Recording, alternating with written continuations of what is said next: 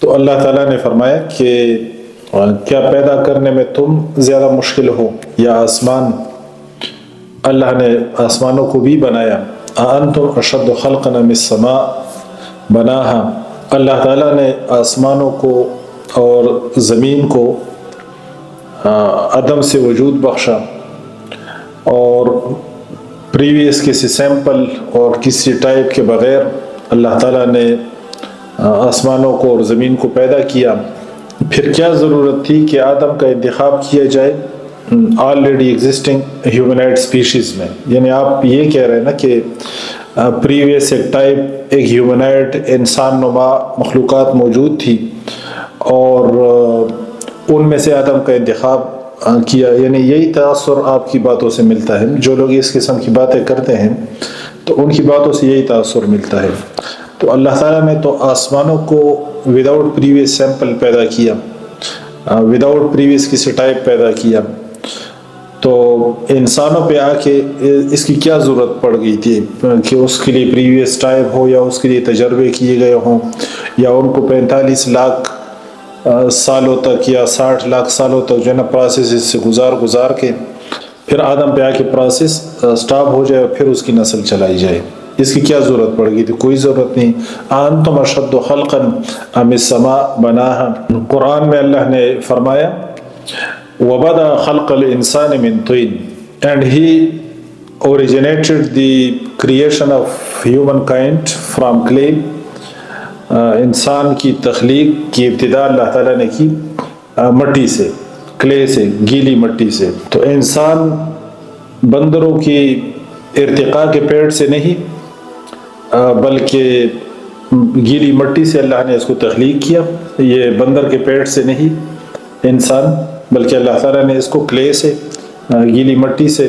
Darwin کی theory سے زیادہ یہ چیز سیکھی جا سکتی ہے کہ ڈفرینٹ جیوگرافیکل لوکیشنز پہ جو ڈفرینٹ سپیشیز ہیں ان کے اندر ایڈاپٹیشنز اکارڈنگلی ہوئی ہے. کہ اگر سرد علاقے میں کوئی جانور رہتے ہیں تو وہ ایڈاپٹ کریں گے اس کے مطابق.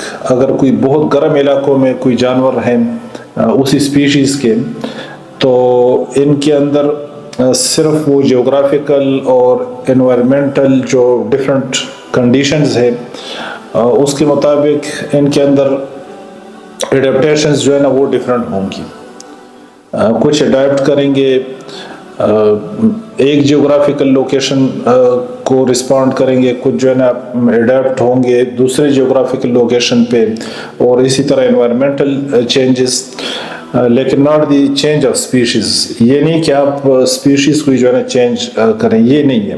یا کچھ سپیشیز کی سرے سے ایکسٹنکشن ہو سکتی ہے کہ اگر بہت انفیوریبل کنڈیشنز کو ایک اسپیسیفک جیوگرافیکل لوکیشن پہ ایک سپیشیز جو ہے نا وہ ایکسپوز ہو اور وہ اس کو برداشت نہ کر سکے اور وہ ایکسٹنکٹ ہو جائے. اللہ تعالیٰ ہر چیز کا خالق ہے اور اس نے ہر چیز کو تخلیق کیا ہے. جتنے پروسیسز اور جتنے فینامنا ہے سب اللہ کے علم میں ہے اور سب اس کے کنٹرول میں ہے. اللہ عز و جل نے قرآن پاک کے اندر فرمایا، سورہ یونس میں اللہ فرماتے ہیں وَمَا يَعْزُبُ عَنْ رَبِّكَ مِن مِّثْقَالِ ذَرَّةٍ فِي الْأَرْضِ وَلَا فِي السَّمَاءِ وَلَا أَصْغَرَ مِن ذَلِكَ وَلَا أَكْبَرَ إِلَّا فِي كِتَابٍ مُبِينٍ. سورہ یونس. اور تیرے رب سے کوئی ذرہ برابر چیز نہ زمین میں غائب ہے اور نہ آسمان میں، اور نہ اس سے کوئی چھوٹی چیز ہے اور نہ بڑی چیز ہے مگر ایک واضح کتاب میں موجود ہیں. اس بات کو سمجھ لینا چاہیے کہ جو ڈارون کی تھیوری ہے اس کو آپ جتنا کرے دیں اس میں اڈاپٹیشنز کے علاوہ جو ہے نا کوئی آپ فائدے والی بات نہیں نکال سکتے. اور جو ایولوشنسٹ ہیں، جو ملحدین ہیں، جو ایتھیسٹس ہیں، وہ تو اس کو ایز اے ٹول استعمال کرتے ہیں گاڈ ڈینائل کے لیے. وہ تو اس کا جو ہے نا صرف ایڈوانٹیج لے رہے ہیں اور اس کو ایز اے ٹول استعمال کر رہے تھے.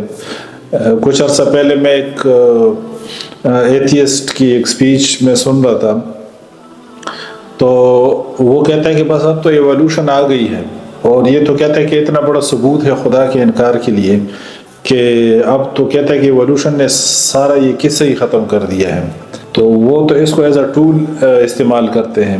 اب جس کی میں بات کر رہا ہوں کہ جو شخص یہ گفتگو کر رہا تھا کہ ایوولوشن نے تو آ کے سب کچھ ختم کر دیا نا، یہ تو صرف اس کی سوچ ہے کہ وہ ایسا سوچ رہا ہے اور اس کو اپنے دماغ میں اس طرح لگ رہا ہے کہ ایوولوشن نے آ کے سب کچھ ختم کر دیا۔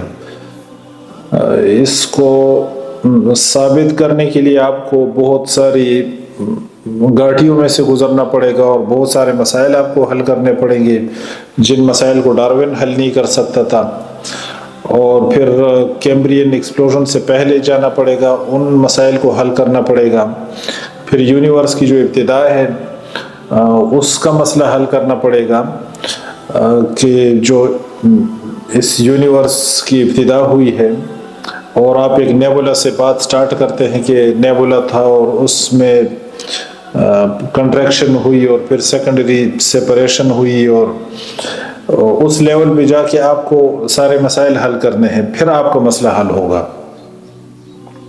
اور پھر آپ جو سنگل سیل سے لائف کی سٹوری چلاتے ہیں کہ سنگل سیل سے یہ پوری لائف اس طرح نکلی ہے، اور اس سے آپ یہ اس مسئلے کو آپ کو حل کرنا پڑے گا کہ سنگل سیل جو ہے نا وہ کدھر سے آیا تھا، سنگل سیل میں جو انفارمیشن ہے وہ انفارمیشن کدھر سے آئی تھی۔ یہ جو بے جان ایٹمز ہیں جن کے اندر کوئی عقل اور کوئی دماغ نہیں ہے، جن ایٹمز اور الیکٹرانز اور پروٹانز کے اندر، تو انہوں نے اتنا بڑا عقل مندی والا کام کیسے کر دیا کہ اتنی ساری مخلوقات ان ایٹمز نے آ کے پھیلا دی، اور پھر ایک جینیس انسان جو ہے نا ان بیوقوف ایٹمز نے اتنا ایک ذہین انسان اس زمین پہ چھوڑ دیا۔ تو یہ ساری گھاٹیوں میں سے گزر کے پھر آپ کا مسئلہ حل ہوگا۔ آپ کہتے ہیں کہ بس اب تو ایوولوشن آ گیا، اب تو ہمارے سارے مسئلے ہی حل ہو گئے۔ تو اس لیے جو ہمارے لوگ ہیں وہ ان کو سمجھیں کہ یہ اس کو یوز کر رہے ہیں as a tool God denial کے لیے، اور ڈاروینزم جو ہے نا یہ اڈاپٹیشنز کے علاوہ اور کچھ بھی نہیں ہے، یہ صرف اڈاپٹیشنز ہے۔ اب ڈاروین نے 4 پرندوں کو لیا اور ان کی چونچوں کو، وہ کہہ رہے کہ ایک جزیرے پہ ان پرندوں کی چونچیں یوں ہیں اور دوسرے پرندے پہ ان کی چونچیں تھوڑی یوں ہیں، اس سے اس نے پوری ایوولوشن کی کہانی گڑھ دی، اور کچھ ہڈیاں وغیرہ اس نے نکالی زمین سے، اور اس کی بیس پہ ایک اس نے کہانی گڑھ دی کہ یہ چیزیں اس طرح ایوولوٹ ہوئی ہیں اور یہ سلسلہ اس طرح چلا ہے اور لائف یوں چلی ہے۔ یہ تو اس نے جو ہے نا صرف 4 پرندوں کی بنیاد پہ جو پوری انسانیت کی جو تکریم ہے اور اس کی جو رسپیکٹ ہے اس کو تہ و بالا کر دیا اس نے ایک تھیوری لا کے۔ اور جو گاڈ ڈینائل کرتے ہیں ان کو تو اس طرح کی تھیوری اور اس طرح کی باتیں ان کو چاہیے تھی، تو انہوں نے اس کو یوز کیا ایز اے ٹول، اور ابھی بھی کرتے ہیں۔ وہ کہتے ہیں کہ بس ایوولوشن نے تو سارے مسئلے حل کر دیے۔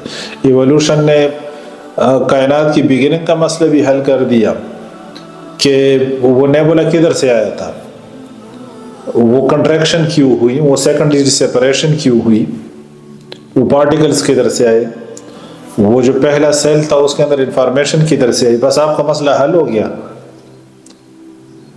تو جو ہمارے اسکالرز ہیں، جو ہمارے لوگ ہیں، ان کو اچھی طرح اس مسئلے میں کوئی لوز اوپینین دینے کی ضرورت نہیں ہے، کسی فلیکسیبلٹی کی کوئی ضرورت نہیں ہے۔ تو اس ٹاپک پہ انشاءاللہ کسی موقع پر ہم تفصیلی گفتگو بھی کریں گے۔ سبحانک اللہم و بحمدک اشہد ان لا الہ الا انت استغفرک و اتوب الیک۔